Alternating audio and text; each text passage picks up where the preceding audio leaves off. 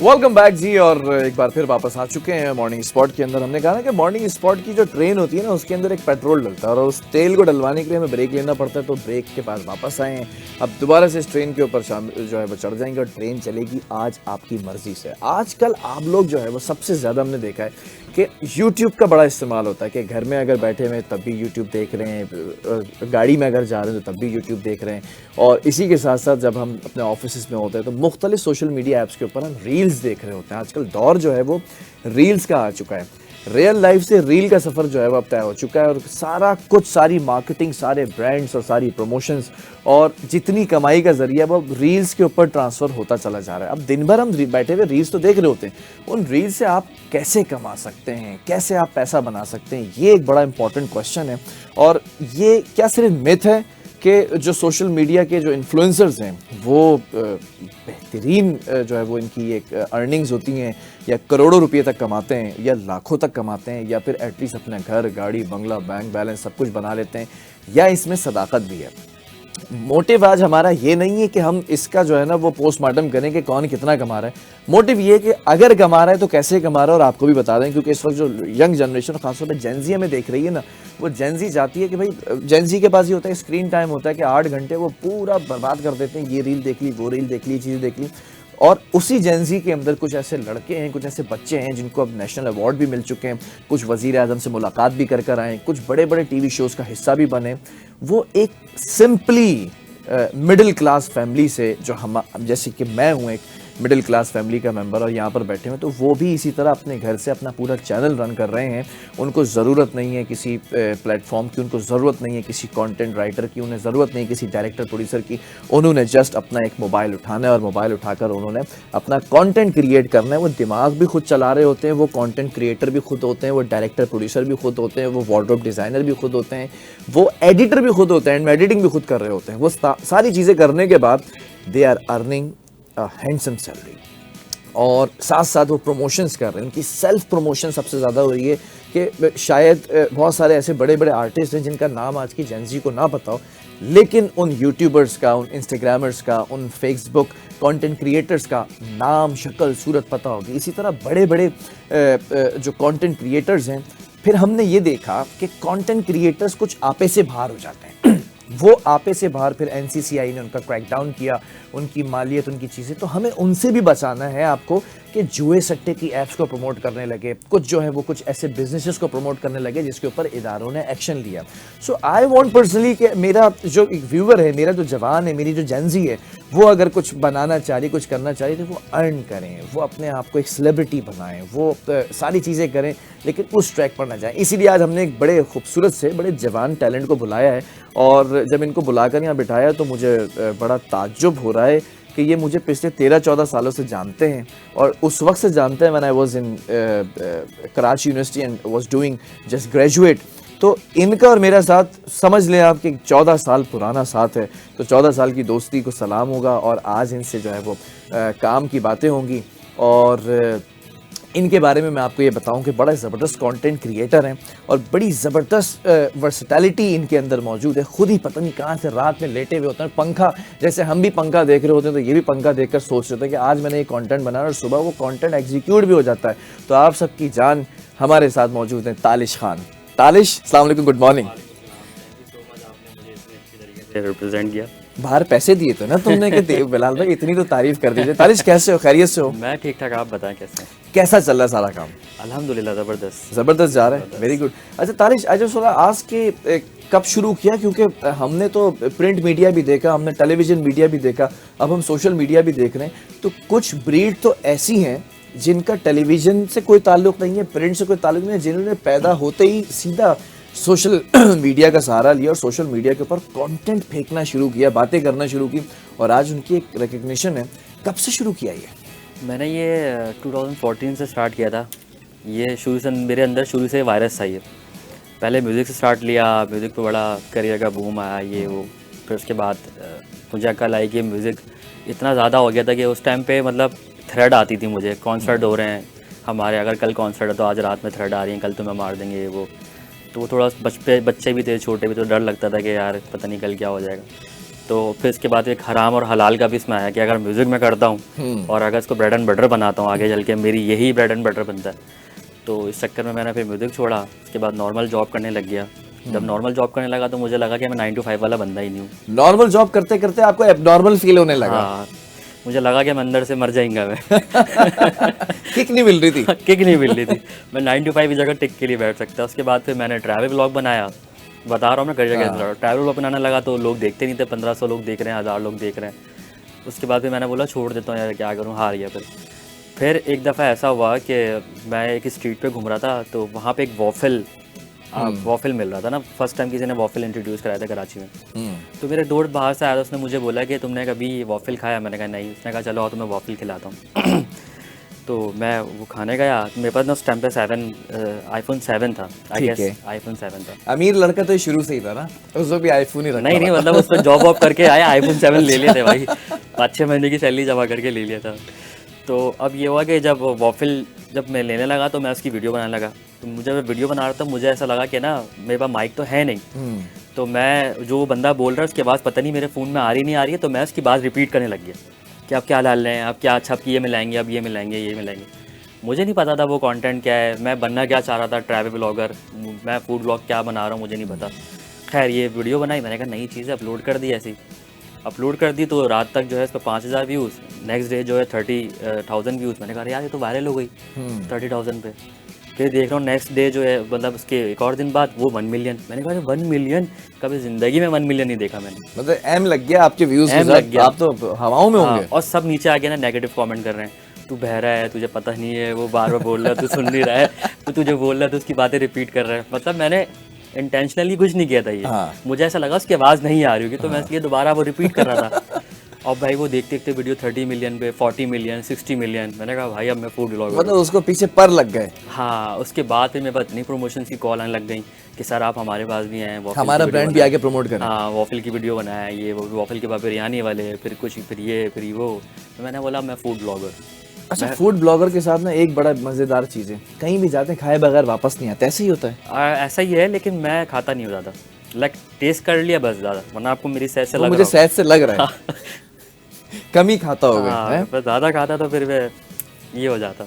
अच्छा तालिश, जब शुरू हो गई फूड ब्लॉगिंग और अभी मैंने तुम्हारा एक व्लॉग देखा, सेंट्रल जेल के अंदर जाने का मौका मिला और वहाँ पर जाने के बाद वो सारी चीज़ें दिखाई जो नॉर्मली हम अपने शोज़ के अंदर दिखा रहे होते हैं, लेकिन एक सोशल मीडिया इन्फ्लुएंसर के लिए जो उसकी ऑडियंस है उनके लिए बड़ा एक डिफरेंट एक्सपीरियंस था। वो मैंने देखा, वो कितने मिलियंस तक चली गई अब वीडियो? 30 मिलियन पे गई है वो। 30 मिलियन तो 33 मिनट की वीडियो है वो। 33 मिनट की वीडियो, मतलब अगर मोनेटाइज कराना हो कोई चैनल तो मोनेटाइजेशन के लिए वो एक वीडियो काफ़ी है। 33 मिनट्स वॉच आवर्स भी पूरे हो जाएंगे आपके और आप मोनेटाइज भी हो जाएंगे। तो इतनी ज़्यादा मेहनत करने के बाद सबसे कॉमन क्वेश्चन, अर्निंग वगैरह इससे होती है? अल्हम्दुलिल्लाह अर्निंग पहले नहीं हो रही थी, लेकिन अब जो है ना पाकिस्तान में आपको पता होगा शायद कि फेसबुक मोनेटाइज नहीं था, फेसबुक मोनेटाइजेशन नहीं थी। मेरे पास अगर 60 मिलियन व्यूज़ आ रहे थे, 40 मिलियन व्यूज़ आ रहे थे, मैं हफ्ते में अगर 2 वीडियो डाल रहा हूँ तो मेरे महीने का वीडियोस में व्यूज़ हो रहे हैं 500 मिलियन व्यूज़, ऐसे व्यूज़ आ रहे हैं, लेकिन पैसे नहीं मिल रहे उसके, क्योंकि पाकिस्तान में मोनेटाइज नहीं था। लेकिन अब अल्हम्दुलिल्लाह फेसबुक ने एलिजिबल कर दिया पाकिस्तान को, अब वो मोनेटाइज हो सकता है कंटेंट। तो अब अगर व्यूज आते तो उस पर पैसे मिलेंगे? पैसे मिलते हैं। और जो पिछले व्यूज थे उस पर तो रिक्लेम भी नहीं कर सकते, क्लेम भी नहीं कर सकते। प्लस ये कि अब तो बहुत अच्छा सीन ये हो गया कि हम स्टोरी भी लगाते हैं तो उसके भी पैसे हैं, अच्छा। हम कोई पोस्ट लगाते हैं उसके भी पैसे, कोई पिक्चर भी अपलोड करेंगे उसके भी पैसे हैं, कोई रील अपलोड कर रहे हैं उसके भी पैसे हैं। तो भी पैसे मिलते कैसे? मैं भी यूज करता हूँ भाई, मैं भी सारी पिक्चर्स अपलोड करता हूँ, मिलते हैं, मुझे तो 1 रुपया नहीं आ रहा अभी तक। आ जाएगा। आज आपको बुलाने का मकसद यही है कि जो आपको जनरेशन इस वक्त फॉलो करती है उनको भी पता होगा कि आज आप बैठे, हमने लगाया था कि हमारे पास तालिश भी आ रहे हैं, कुछ और लोग भी हमें कुछ देर में ज्वाइन करेंगे। तरीक़ेकार ही तो समझना है कि एक स्टोरी मैं भी लगा रहा हूँ, एक पोस्ट मैं भी लगा रहा हूँ, एक पिक्चर मैं भी लगा रहा हूँ, एक वीडियो मैं भी लगा रहा हूँ, but I am not earning a single penny. एक स्टोरी, एक वीडियो, एक पिक्चर आप भी लगा रहे हैं एंड विद अ कॉन्सेप्ट और कंटेंट के साथ लगा रहे हो, पैसे कैसे अर्न करें? पैसे ऐसे अर्न कर रहे हैं, देखिए पहले पैसे अर्न नहीं कर रहा था, लेकिन एक दिन तहज्जुद में दुआ मांगी और नेक्स्ट डे उठा तो फेसबुक ने मुझे एलिजिबल कर दिया। तो आप कौम को मुसल्ले पे बिठाना चाह रहे हैं कि मुसल्ले पे पहले बैठे? मैं तो बैठ गया हूँ, आप लोग भी बैठ गए। हमने इधर बुलाया था इनको, लेकिन माशाल्लाह से मुफ्ती तालिश साहब भी हमारे साथ मौजूद है। तालिश ये बताओ ना कि आजकल की जनरेशन हमने देखा टिकटॉक बहुत ज़्यादा यूज़ करती है, फेसबुक बहुत यूज़ करती है, इंस्टाग्राम के ऊपर बेतहाशा कंटेंट पड़ा हुआ है। I just want to teach them कि आप छोटी सी चीज़ से भी स्टार्ट करके, अपने घर के कमरे से स्टार्ट करके एटलीस्ट कुछ नहीं कुछ तो आप कुछ तो कमा सकते हैं। प्रमोशंस तो आ ही सकती हैं, वो गिफ्ट्स भी पैसों के होते हैं, तो वो वहाँ तक तो पहुँच सकते हैं। पाकिस्तान में अगर देखें वैसे तो, और जितने भी प्लेटफॉर्म है, इंस्टाग्राम हो गया, टिकटॉक हो गया, इनसे आप पैसे नहीं बना सकते, वो मोनेटाइज अभी नहीं है। ठीक है। फेसबुक मोनेटाइज है और यूट्यूब मोनेटाइज है, लेकिन उनका क्राइटेरिया बहुत लो है। लाइक अगर आपकी व्यूवरशिप पाकिस्तान की है तो बहुत कम पैसे बनते हैं, अगर आपकी व्यूवरशिप बाहर की है तो पैसे अच्छे बनते हैं। लेकिन अगर कोई सिर्फ यही सोच के अगर इस कंटेंट क्रिएशन में आ रहा है कि मुझे सिर्फ इससे ही बनाना है, इससे ही कमाना है, और सारे काम और धंधों को साइड पे लगा देगा, तो ये उसके लिए बेवकूफ़ी होगी। इसको मैं क्या समझता हूँ कि जो बंदा इस फील्ड में आ रहा है तो उसको पैशन ही रखे, अपना शौक़ रखे, बन गए तो बन गए, नहीं बने तो कोई मसला नहीं है। तालिश, आपने तो बिल्कुल ख़त्म ही कर दिया ना कि आप अर्न ही नहीं कर सकते, लेकिन एक अर्निंग ऐसे भी होती है कि आपकी अगर व्यूवरशिप अच्छी हो गई है तो वो आपको ब्रांड्स अप्रोच करते हैं, प्रमोशंस देते हैं। लेट्स सपोज कि आपको किसी रेस्टोरेंट में बुलाते हैं तो आप वहाँ पे खाना तो खा ही सकते हैं। जिस रेस्टोरेंट का अगर आपको बिल 5 से 7 हज़ार रुपये भरना है, वो आपको फ्री में बुला के कहते हैं प्रमोशन करना है। इसी तरह कुछ कपड़ों के ब्रांड्स हैं, वो कपड़े अगर आप खरीदने जाते हैं तो 5-6 हज़ार रुपये की आपकी शॉपिंग हो जाती है, वो आपको फ्री ऑफ कॉस्ट हो जाता है। तो इस तरह भी अर्निंग कर सकते हैं। यही कहना चाह रहा था मैं आपसे ना कि मतलब अगर आप मोनेटाइज देखा जाए तो मोनेटाइज से इतने पैसे नहीं बनते, लेकिन आपकी जो रियल प्रमोशन जो होती है, आपकी रियल अर्निंग जहाँ से आती है, वो आपके ब्रांड्स ही हैं। आपको रेस्टोरेंट वाले बुलाते हैं, आपको कपड़े वाले बुलाते हैं, आपको कोई फ़ोन वाले बुला लेंगे, कुछ भी कर लेंगे, तो वहाँ से आपके अच्छे पैसे बन जाते हैं। अच्छा, ये भी कहा जाता है कि जो इन्फ्लुएंसर्स होते हैं उनकी कोई चीज़ अपनी नहीं होती। चश्मा भी आपको जो है वो ब्रांड से मिला होता है। आई am not talking about you. नहीं, ये तो मैंने पठान से लिया है।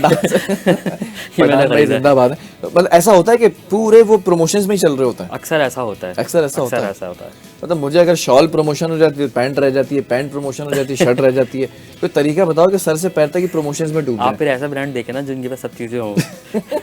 ब्रांड्स को अट्रैक्ट कैसे करे एक कंटेंट क्रिएटर? ब्रांड को अट्रैक्ट देखें, आप कंटेंट अच्छा बनाते रहें, अच्छा काम करते रहें, ब्रांड खुद अट्रैक्ट होता है और ख़ुद आपके पास आता है। और अपना इंस्टाग्राम, पाकिस्तान में अगर ब्रांड्स चाहिए तो इंस्टाग्राम ज़रूर अपना स्ट्रॉन्ग करें, ब्रांड सारे वहीं पर आते हैं आपके पास। अच्छा, ये पहली जो है वो टिप मिल गई है कि इंस्टाग्राम, ठीक है, हमारे पास सोशल मीडिया के अंदर फेसबुक है, इंस्टाग्राम है, स्नैपचैट है और एक्स है, फिर हमारे पास व्हाट्सएप है और इसी तरह यूट्यूब है। तो Instagram is one of the most brand आपको वहीं मिलता है, प्रायोर थिंग के जिसके ऊपर ब्रांड्स आपके आते हैं। अच्छा, मैंने इंस्टाग्राम पे देखा है बड़ी एक दुनिया इंस्टाग्रामर्स की ना, मतलब उनका एटीट्यूड लेवल भी बड़ा डिफरेंट होता है। उन ब्लॉगर्स की बड़ी एक मार्केटिंग की PR भी अलग होती है। अभी एक परसों ही मैं एक इवेंट में गया हुआ था, तो एक कॉन्सर्ट था हमारे सुपरस्टार हैं आतिफ असलम का। तो उस कॉन्सर्ट के अंदर मैंने एक चीज़, आप भी 1.5 घंटे लाइन में फंसे थे। आप भी 1.5 घंटे लाइन में फंसे थे। अरे भाई, मतलब सुपरस्टार है यार, 1.5 घंटे उसके लिए अगर लाइन में फंस भी गए तो कोई बुरी बात नहीं। लेकिन वहाँ पे मैंने एक चीज़ नोट की कि इन्फ्लुएंसर विंग अलग बना हुआ था। सो आप थे वहाँ पे? इनवाइटेड था मैं, लेकिन इनवाइटेड थे। इन्फ्लुएंसर विंग्स अब अलग अलग बनने लगे। मतलब ये फील्ड एक बाकायदा तौर पर एक मुनज़्ज़म तौर पर ना एक फील्ड बन गई है। बिल्कुल, कि बाकायदा तौर पर हमने देखा वहाँ कुछ एक्टर्स भी थे, वो VIP विंग्स में बैठे हुए थे। इसी तरह जो एक इन्फ्लुएंसर विंग था, वहाँ पे सारे इन्फ्लुएंसर्स मौजूद थे। यानी कि रिकग्निशन होने लगी है अब इस फील्ड के अंदर। बिल्कुल ऐसा ही है, और ऐसे जो इवेंट्स हो रहे हैं वो प्रमोट भी हम लोग से ही करवाए जा रहे हैं। अच्छा, हाँ, मैं ये देखता हूँ कि कोई भी इवेंट होता है तो उसको सक्सेसफुल बनाने के लिए जितने इन्फ्लुएंसर्स होते हैं, आपने स्टोरी लगानी है, आपने उसके ऊपर कंटेंट बनाना है, आपने वीडियोस रील्स बनानी है। ऐसे ही आजकल कोई भी अगर कोई इवेंट है या कोई ब्रांड है, उसको अगर आपको उठाना है तो सारे इन्फ्लुएंसर को डाल देते हैं। अब आप देखें ना, एक्टर्स को एक टाइम था, एक्टर्स का कितना ज़बरदस्त टाइम था, लेकिन अब कोशिश ये करते हैं कि हमारी जो यूथ जिनको फॉलो कर रही हैं, सोशल मीडिया, आपको पता है सोशल मीडिया का दौर है, तो किसी भी रेस्टोरेंट को अगर हमें ट्रेंड पे लाना है या किसी भी चीज़ को हमें ट्रेंड पे लेके आना है, कोई ब्रांड, कोई इवेंट को, तो आपने देखा होगा ज़्यादातर जो है ना सोशल मीडिया के आपके इन्फ्लुएंसर नज़र आते हैं, हर कोई इसकी ब्रांडिंग कर रहा होता है और वो वाकई बूम आसमान पे चले जाते हैं। ये प्रिज्म फेस्ट आप इसकी जो इवेंट की बात कर रहे हैं, मेरे ख्याल से 2-3 साल पहले स्टार्ट हुआ था और पिछले साल भी बहुत अच्छा हुआ था, लेकिन इस साल इन्फ्लुएंसर ने उसकी इतनी मार्केटिंग करी है कि कल आपने अपने सामने देखा होगा पब्लिक कितनी थी। मतलब इतनी पब्लिक की थी मोइन खान एकेडमी के अंदर कि जगह भी तिल जो है ना धरने की जगह नहीं थी। आधी से ज्यादा पब्लिक तो बाहर खड़े होकर कॉन्सर्ट सुन रही थी। ऐसा ही है। तो किसी भी इवेंट को अब सक्सेसफुल करने के लिए इन्फ्लुएंसर जरूरी है। आप इन्फ्लुएंसर का बॉम्ब मार दें आप उस पर, वो चीज़ ब्लास्ट हो जाएगी, ब्लास्ट हो जाएगी, बूम हो जाएगी। इन्फ्लुएंसर्स के मसाइल क्या होते हैं? क्योंकि ऑब्वियसली इतने सारा काम कर रहे हैं, कभी कभार तो ब्रांड्स आपका दिमाग ख़राब कर देते हैं बिल्कुल कि आपने रील्स बना के देनी है, स्टोरीज बनानी है, ऐसे नहीं ऐसे प्रमोट करना है। मेरे साथ भी ये होता है कि घर में भी हमारे जो है वो एक इन्फ्लुएंसर मौजूद है, तो मुझे ये पता होता है कि उनके मोबाइल फ़ोन भरा हुआ होता है कि सारे कंटेंट से भरा, वीडियोस बैठकर बनानी है, वीडियो फला डेट के अंदर आपने देनी है, वीडियो के अंदर ये चीज़ डालनी, तो मुश्किलात तो होती होंगी ना? मुश्किलात तो होती हैं, लेकिन सबके काम करने का तरीका अलग होता है। अगर मैं किसी के साथ काम कर रहा हूँ तो अगर मुझे कोई बोलता है यार आप ऐसे नहीं करें, ऐसे कर लें, ऐसे नहीं करें वैसे कर लें, आप इसकी तरह बना लें, तो मैं उनको बताता हूँ कि ऐसे हो नहीं सकता। क्योंकि अगर आपने मुझे अप्रोच किया है तो आपने मेरा स्टाइल देख के अप्रोच किया हुआ, तो मैं अपना स्टाइल कैसे चेंज कर सकता हूँ। तो मैं उनसे थोड़ा उनको कन्विंस कर लेता हूँ इस चीज़ पे कि उनकी भी रख लेता हूँ और अपनी भी कर लेता हूँ। लेकिन ऑब्वियस सी बात है, अगर मैं अपने जॉनर से हट जाऊँगा और जो मेरा स्टाइल है उससे हट जाऊँगा, तो जो मेरी सामने देखने वाली पब्लिक है वो मुझे क्यों देखेगी। ठीक है। अच्छा, कंसिस्टेंसी कितनी ज़रूरी होती है? कुछ लोगों को मैंने देखा कि सोशल मीडिया पर आए और छा गए, कोई एक रील वायरल हो गई और फिर उसके बाद वो गायब हो गए। सबसे मेन चीज़ आपकी कंसिस्टेंसी है। मैं 2014 से हूँ, मैंने हमेशा कुछ ना कुछ किया है और 2021 से मैं फूड ब्लॉगिंग कर रहा हूँ। कंसिस्टेंसी नहीं होती तो मैं आपके सामने आज बैठा हुआ नहीं होता। कंसिस्टेंसी किसी भी काम, कोई भी काम हो, आप चाहे गाड़ी चला रहे हैं, चाहे आप एक्टिंग कर रहे हैं, मॉडलिंग कर रहे हैं, आप इन्फ्लुएंसर हैं, कंसिस्टेंसी तो आपको लाजमी करनी है। अच्छा, तो हमने ये भी देखा है ना कि कुछ लोग बड़े दिल बर्दाश्ता हो जाते हैं कि यार भाई 2 साल हो गए, 3 साल हो गए, 4 साल हो गए, व्लॉग्स डाले जा रहा हूँ मैं, रील्स डाले जा रहा हूँ, कंटेंट बनाए जा रहा हूँ, लेकिन मैं प्रमोट नहीं हो रहा। उनके लिए भी यही बात है। मैंने आपको बताया था ना कि मैंने कंटेंट बनाना छोड़ दिया था, फिर मैं वॉफिल खाने गया तो मैंने वॉफिल की ऐसी वीडियो बनाई और मैं वहाँ से हिट हो गया।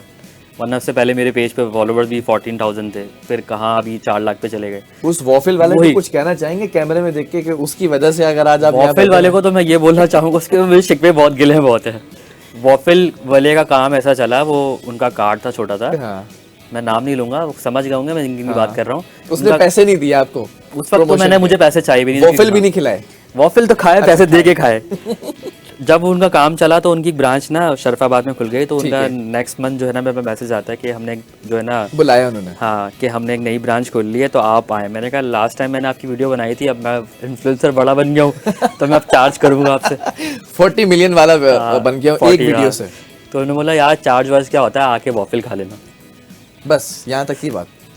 बस वॉफिल वाले अब भाई आपने इनको प्रमोट किया, ऐसे 2-4 को और भी प्रमोट करें, लेकिन एटलीस्ट इनको पैसे देगा। अच्छा, एक मसला ये आता है, मुझे ज़रा इस पर भी बात करनी है। अर्निंग पर तो मैं आऊँगा भी दोबारा, लेकिन आप लोगों के साथ चैलेंजेस ये होते हैं कि कभी कभार कोई पैसे वगैरह नहीं मिल रहे हैं, सिर्फ आओ और खाना खा लो, आओ और ये चीज़ ले जाओ, यहाँ तक भी रहता है। ये नहीं, मेरी शुरू से आदत ना, मतलब पेट भरा हुआ है, तो ये आओ खाना खा लो वाला सीन नहीं है।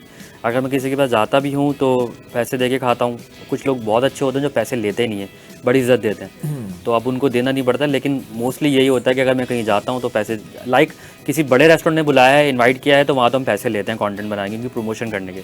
लेकिन जैसे छोटे वाले हैं, कार्ड वाले हैं, जो कोई स्ट्रगल कर रहे हैं, तो हम तो उनको पैसे देकर आते हैं। कभी कभार फ्री में प्रमोशन की किसी की बहुत की है, मतलब कॉल आई, तालिश भाई वो छोटा सा एक बिजनेस खोला है और ज़रा इसको प्रमोट करना है, आपकी वीडियो बन जाए, तो आप फिर पूछते होंगे, आपके चार्जेस तो पता होंगे उन्हें, लेकिन कभी ऐसा होता है कि सर वो बजट नहीं है। अभी सबका यही है कि कोई बड़ा रेस्टोरेंट भी आएगा ना तो वो भी ये बोलेगा सर बजट नहीं है, सर अभी बहुत बुरे हालात चल रहे हैं, सर अभी ये चल रहा है वो चल रहा है। लेकिन अब ये करते करते मैं सीख गया, मैं पता लग गया किसके हालात बुरे हैं और कौन बन रहा है। अच्छा, मतलब समझ में आ जाता है, समझ में आ जाता है, ऑब्वियसली बात, इतना एक्सपीरियंस लगा लिया, समझ आ जाता है। अच्छा, इस वक्त जो लोग आपको देख रहे हैं ना, ऑब्वियसली आपकी फॉलोइंग भी होगी, वो हमारी व्यूअरशिप भी होगी। भाई अगर किसी ने अपना कोई सोशल मीडिया पर अपीयरेंस आज से फ्रॉम टुडे अगर स्टार्ट करना है, तो सबसे पहले क्या करे, उसके पास क्या क्या चीज़ें होनी चाहिए कि वो सोशल मीडिया कंटेंट क्रिएटर बन जाए? सबसे पहले एक फ़ोन होना चाहिए, अच्छा, ठीक है, कंटेंट बनाने के कोई सा भी फ़ोन हो, और उसके पास का टैलेंट होना चाहिए, और टैलेंट होना, बल्कि टैलेंट की तो आजकल ज़रूरत ही नहीं है। आप टिकटॉक खोल के देखें, कोई भी टैलेंटेड बना हुआ है, कोई भी स्टार बन गया आजकल। मैं उस पर आता हूँ जो जिस तरफ आप जा रहे हैं, मतलब कुछ भी डालना क्या कंटेंट क्रिएशन है, या कुछ तरीके की चीज़ डालना कंटेंट क्रिएशन है? आपका मैंने कंटेंट देखा है, बड़ा सेंसिबल, ह्यूमरस और एक फैमिली कंटेंट होता है। मतलब समटाइम्स आप फैमिली से हट के भी देखते हैं, लेकिन most of the time you can watch. कुछ कंटेंट ऐसे हैं कि मतलब आप उसको फैमिली के साथ तो क्या, अपने किसी दोस्त के साथ भी बैठकर नहीं देख सकते। लेकिन देखें उसकी भी व्यूअरशिप है, उसके देखने वाले भी लोग हैं। अब हम कहते हैं, एक क्रिंज का वर्ड यूज़ करते हैं कि क्रिंज कंटेंट है, लेकिन वो हमारे लिए क्रिंज होगा, लेकिन जो उसका व्यूअर है ना, वो उसके लिए क्रिंज नहीं है, उसको पसंद ही वही है। तो अगर कोई बंदा अगर ऐसा क्रिंज कंटेंट बना रहा है और मशहूर हो रहा है, मिलियन व्यूज़ आ रहे हैं, तो उसने कुछ ना कुछ तो किया है उसमें, वरना जब भी और मैं ऑडियंस है, लेकिन यार वही बात है, कचरा ऑडियंस है और आपके पास एक अच्छी ऑडियंस है, इसमें डिफरेंस कर सकते हैं, लेकिन वो अगर वो पब्लिक का अटेंशन ग्रैब कर रहा है तो यकीनन कुछ ना कुछ तो कर रहा है वो। अच्छा, कुछ एक कॉम्पिटिशन्स भी शुरू हो गए मार्केट के अंदर ना, कुछ हमारे सेलिब्रिटी स्टार्स हैं, कुछ हमारे अदाकार हैं, एक्टर्स हैं, उनके साथ हमने देखा कि इन्फ्लुएंसर्स की ना झड़पें शुरू हो गई। क्या अब हम जो इन्फ्लुएंसर विंग्स हैं वो क्या ऊपर जा चुके हैं इनसे भी, या कुछ अभी हैं डिफरेंसेस हैं। हाँ, मतलब देखें, लड़का सच कह रहा है, डिफरेंसेस है, क्या डिफरेंसेस हैं? बहुत सारी चीज़ों का डिफरेंस है। हमारे ज़्यादातर जो कंटेंट क्रिएटर बहुत हैं, मार पड़ने वाली है तुम्हें और मुझे इसके बाद ना, अगर ये निकल गया और सच ही इन्फ्लुएंसर्स ने देख लिया। सच्चा सच्चा बोलेंगे। देखें, सीन ये है कि सच्ची सच्ची बात करें, जो कहूंगा सच कहूंगा, सच के सच सिवा के सिवा कुछ कुछ नहीं नहीं कहूंगा। आज सारी बातें सच करनी है तालिश जैसे कि आप हैं, आप माशाल्लाह से इतने टाइम से काम कर रहे हैं, आपने लोगों के साथ रह के सीखा है, तो आपको ये पता है कब कहाँ क्या बोलना है। ठीक और आपने इस चीज़ को जिम्मेदारी समझा हुआ है कि अगर आपको लोग देख रहे हैं तो आपको फॉलो कर रहे हैं, तो आपकी जिम्मेदारी बनी हुई है कि मैं ऐसी चीज़ ना करूं या ऐसी बात ना करूं जिससे गलत इन्फ्लुएंस पड़े लोगों मतलब आम जबान को कोई थकी भी बात नहीं थकी बात नहीं बिलो द बेल्ट बात नहीं अल्फाज का चुनाव अच्छा करना हम लोगों का। लेकिन हम लोग मतलब मैं भी, अगर हम कंटेंट बना रहे हैं तो मतलब हमें एक निकल जाती है मुंह से हाँ, बिला हमें जो है ना तकल्लुफ। एक मतलब एक फ्री स्पेस मिला हुआ है। मतलब हमें गाइडेंस नहीं मिली, हमारे बड़ों ने नहीं सिखाया, हम खुद ही निकल के आए हैं, खुद ही बन गए, कैमरा उठाया बन गए। तो एक बड़ा डिफरेंस है कि अगर आप फील्ड में हैं और अगर आप ऐसी कंटेंट की मतलब सारी चीजें मैंने ये जो नोट किया, जबान का डिफरेंस है। जबान का डिफरेंस। हम कभी कभार माओ को, बहनों को भी याद कर लेते हैं अपनी गुफ्तगू में, ऐसा होता है। मैं नहीं करता, लेकिन कुछ लोग हैं जो मैंने कर देखा लेते कुछ हैं। कंटेंट लेकिन क्रिएटर लोग ऐसे देखते हैं, उनको लोग बिला पसंद करते हैं। तकल्लुफ इस्तेमाल कर लेते हैं। लेकिन आप एक चीज़ देखें, आप ऑब्वियसली बात है कि अगर आप एक्टर्स उनकी बात करें, वो तमीज़ का कंटेंट बना रहे हैं, लोग उनको देख रहे हैं, लेकिन ज़्यादा उनको देख रहे हैं जो रिलेट कर रहे हैं। आप जैसे अब माशरे में हमारे लोग, अगर आप जैसे बता रहे हैं कि वालदा को और बहनों को याद कर लेते हैं, तो लोग देख के उनको रिलेट कर रहे हैं, उनको पसंद कर रहे हैं। ऐसे बहुत सारे क्रिएटर हैं, बहुत सारे सिंगर्स हैं जो अपने गानों में, अपनी वीडियोस में गालियाँ बक रहे हैं और लोग उनको पसंद कर रहे हैं और लोगों ने ट्रेंड अरे बनाया। भाई ऐसे ऐसे अभी तो हो सकता है नोटिस आ जाए, नाम नहीं लूंगा, ऐसे बड़े जबरदस्त अब तो स्टार्स बन चुके हैं। उनके जो कॉन्सर्ट होते हैं उसके अंदर अगर गाली ना आए तो पब्लिक उनको पसंद ही नहीं करती। पब्लिक कहते हैं आज ये जरूर इसकी तबीयत खराब है। हाँ, ऐसे ही होता है, ऐसा ही है, मतलब उनके लिए गाली इंपॉर्टेंट हो गई उस कॉन्सर्ट के अंदर। ऐसा ही है। मतलब ज्यादा ऑडियंस इसकी है, ज्यादा मार्केट इसकी, क्योंकि मुझे पर्सनली वो लोग नहीं पसंद है जो इस तरह के क्रिंज कंटेंट की तरफ जाते हैं या इस तरह की ऑडियंस लेकर आते हैं। फिर हम ये देखते हैं कि सोशल मीडिया बिगाड़ की भी वजह बन चुका है। आप अपने बच्चे को भी इस तरफ अगर लगा देंगे तो उसका तो कंटेंट देख देख के दिमाग खराब हो जाएगा ना। अब वो देखिए, डिपेंड करता है बच्चा क्या फीड कर रहा है। अगर आप उसको अच्छा कंटेंट दिखाएंगे, उस पर चेक एंड बैलेंस रखेंगे, तो ऑब्वियस सी बात है कि वो अच्छा ही कंटेंट। मैं ये नहीं कह रहा कि सब कंटेंट क्रिएटर जो भी है, अगर ऐसी सोशल मीडिया पे वीडियो बना रहे हैं, सब बुरी बना रहे हैं या सब गाली वाला कंटेंट बना रहे हैं। कुछ ऐसे बहुत सारे लोग हैं जो बहुत अच्छा कंटेंट बना रहे हैं। अभी आपके सामने एक नया बच्चा है, माशाल्लाह से आया है, तलहा नाम है जिसका। तला तो माशाल्लाह बहुत अच्छा कंटेंट। मुझे उस अच्छा। बच्चे की ऑनियर, मैं इस बात को इंडोर्स कर देता हूँ, मुझे उस बच्चे की उर्दू बड़ी पसंद है। जैसे हम न्यूज़ फील्ड से ताल्लुक था और फिर अब होस्टिंग की तरफ आया, तो हमारी उर्दू के अंदर एक पूरी ट्रेनिंग, पूरी ग्रूमिंग होती है कि इस लफ्ज़ को ऐसा अदा करना है। बिल्कुल। मुझे हैरत ये होती है कि वो बच्चा वॉइस ओवर करता है अपनी वीडियोस के अंदर, उसका उर्दू का कंटेंट मुझे ये समझ में नहीं आ रहा कि या तो घर से ही बहुत अच्छा उसको एक कंटेंट मिला या उसने खुद प्रैक्टिस की अपनी। उसकी उर्दू का तलफ़ुज़ बड़ा अच्छा, उसके अल्फाज बड़े जो गहरे उर्दू के वर्ड होते हैं ना वो होते हैं। फिर रज़ा है, रज़ा बाकायदा तौर पे नेचुरल जितने भी आपके इवेंट्स होते हैं कि फुप्पो कैसे रिएक्ट करती हैं, चाचा कैसे, मुझे लगता है गॉड गिफ्टेड है, बहुत टैलेंटेड इंसान है वो।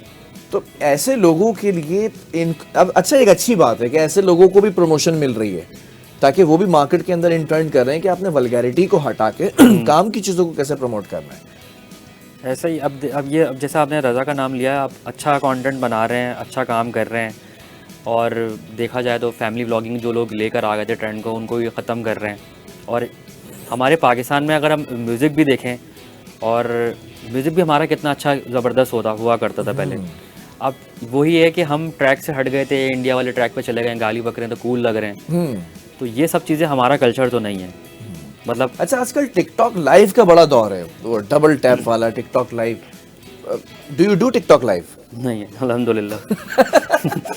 क्यों? वजह मैं क्या दिखाऊंगा टिकटॉक मतलब पब्लिक कुछ भी दिखा रही है। मैं ये देख रहा हूँ कि हमारे बहुत सारे ऐसे कंटेंट क्रिएटर्स हैं, वो टिकटॉक लाइव पे चलेंगे, पैसे अच्छे मिल रहे हैं। कंटेंट क्रिएटर ना बोलें प्लीज आप उनको। हाँ, ये मैं अल्फाज अपने कंटेंट क्रिएटर के आप बेइज्जती कर रहे हैं। लग गई है कंटेंट क्रिएटर के, जो कंटेंट डिजास्टर हैं। हाँ, ये बिल्कुल आपने अच्छा वर्ड यूज किया। कंटेंट डिजास्टर जो टिकटॉक लाइव पर जा रहे हैं, ये क्या है, व्हाट इज वो दिस? क्रिंज है, वो लोग बहुत अजीब लोग हैं। आप उनको और यूट्यूबर से बहुत डिफरेंस है उनके अंदर। बड़ी चिढ़ भी आती है ना जब आप लोगों को एक साथ बिठा देते हैं। आप टिकटॉक खोलेंगे ना, टिकटॉक में आपको हर बंदा आपको क्रिएटर बना हुआ नजर आ रहा है। कोई बाइक का इंजन खोल रहा है तो वो भी क्रिएटर है, कोई जो है किसी को गाली बक रहा है तो वो भी क्रिएटर है, कोई घर की वायरिंग का काम कर रहा है तो भाई वो भी क्रिएटर बना हुआ है। तो टिकटॉक खोलो तो अलग ही दुनिया है वहाँ की। और ये लाइव वाला सीन तो मुझे आज तक कभी समझ नहीं आया। तो ये लाइव मैंने देखा है, ऐसी ऐसी हरकतें करवाते हैं, punishment ऐसी वगैरह का ऐसी scene होता है punishment इसमें, देते हैं, दोनों एक वीडियो के ऊपर लाइव हैं। पनिशमेंट आपने जो है वो देनी है, शेर पढ़ना है, अजीब बिल्कुल बिलो द बेल्ट।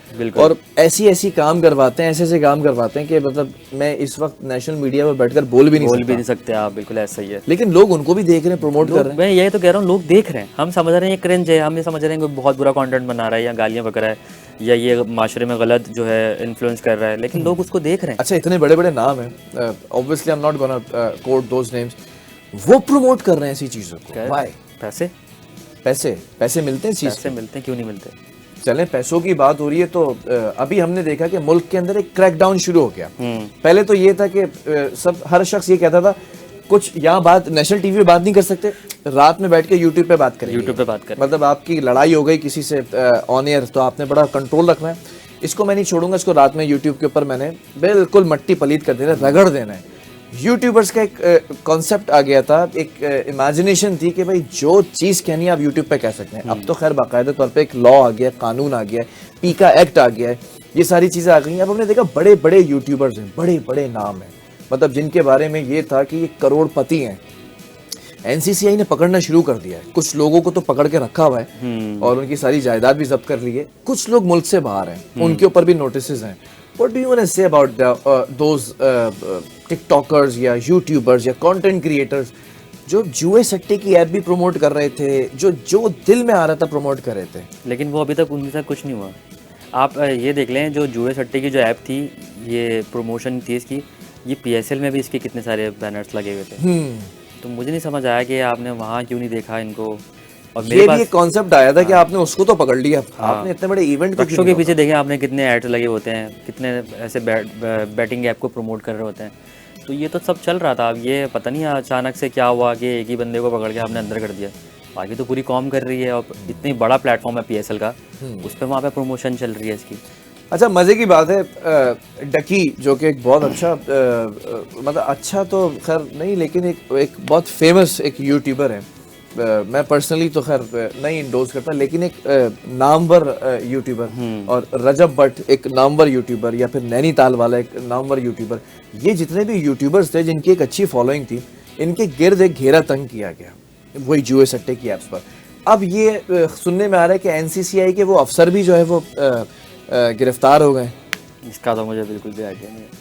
मैं तो ना इनको देखता हूँ ना फॉलो करता हूँ। इनको देखते ही नहीं हो? देखता ही नहीं हूँ मैं इनको, तो फॉलो नहीं करता। तो इनको पैगाम दे दो ना मेरा तो और लोगों को भी कि वो भी देखते हैं, जो देखते हैं उनको पैगाम दे दो। मैं बता रहा हूँ, बड़ी गालियाँ पड़ने वाली हैं ये अगर सेगमेंट निकल गया ना तुम्हारा। गालियाँ पड़ेंगे जब भी तो व्यूज आएंगे। मतलब पूरी इन यूट्यूबर्स की पूरी आर्मीज हैं, पूरे नेटिजन्स हैं। ये मतलब मेरे अपने हल्का अहबाब के अंदर बहुत करीबी हैं। वो तो मुझे लगता है कि गायबाना तौर पे उसके प्रमोशन मैनेजर्स लगे हुए। जैसे आपके मुल्क के एक लीडर, चाय से ज्यादा केतली गर्म हुई है, चाय से ज्यादा केतली गर्म हुई है। वो केतली गर्म है, चाय नहीं पक रही है उसके अंदर। अच्छा, ये सारे कंटेंट है, ये कैसे पता चलता है तुम्हें कि ये चीज़ प्रमोट करने वाली है या ये नहीं? एक्सपीरियंस। अच्छा, मैं किसी कंटेंट अगर पहले ऐसा होता था कि हमें नहीं पता होता कि कंटेंट कौन सा बना रहे हैं, क्या हिट कर जाएगा क्या नहीं कर जाएगा। लेकिन इतने टाइम से काम करते करते पता लग गया है कि ये कंटेंट ऐसा है, अगर मैं इसको फ्री में बनाऊंगा तो ये ऊपर जाएगा। क्योंकि मुझे याद है मैंने बड़ी ऑन एयर माजरत भी की थी, और माजरत के साथ साथ मैंने अपने सोशल मीडिया के ऊपर भी फ़ौरन से वीडियो डाल के हमने एक सोसाइटी को प्रमोट कर दिया। एक जो कंस्ट्रक्शन सोसाइटीज़ होती है ना, जो घर बना रहे होते हैं, उन्होंने मुझे बुलाया, तो हमारा काम यही है, हमने जाके प्रमोट कर दिया, उनका कमर्शियल वगैरह ऐड कर दिया। बाद में जब मैं अपने करंट अफेयर्स के प्रोग्राम में बैठा तो मुझे बाकायदा तौर पर वो लिस्ट सामने आई कि ये तो सोसाइटी बैन है, ये तो स्कैम है। अब वो स्कैम तो हम तो चेहरा तो चले गया, फिर ऑन एयर बैठकर माजरत की और फ़ौरन उसके ऊपर पैगाम दिया कि भाई ये चीज़, इससे मेरा कोई ताल्लुक़ नहीं है और मैंने इस चीज़ को प्रमोट किया था, मैं इसको कंडेम करता हूँ और आप लोगों के लिए ये मौका है कि अब आप लोग भी पीछे हट जाएं। कभी ऐसा हुआ कि किसी चीज़ को प्रमोट किया, बाद में पता चला ये तो है ही स्कैम? बेसिकली मैंने तो कभी आज तक ये इस तरह की प्रॉपर्टीज़ और इस तरह की मैंने प्रमोशन करी ही नहीं है। मैं ज़्यादातर मोस्टली फ़ूड की करता हूँ। फ़ूड पे लोग कंप्लेन करते हैं कि आपने जैसा बताया वैसा था नहीं, हम गए तो वैसा मिला नहीं।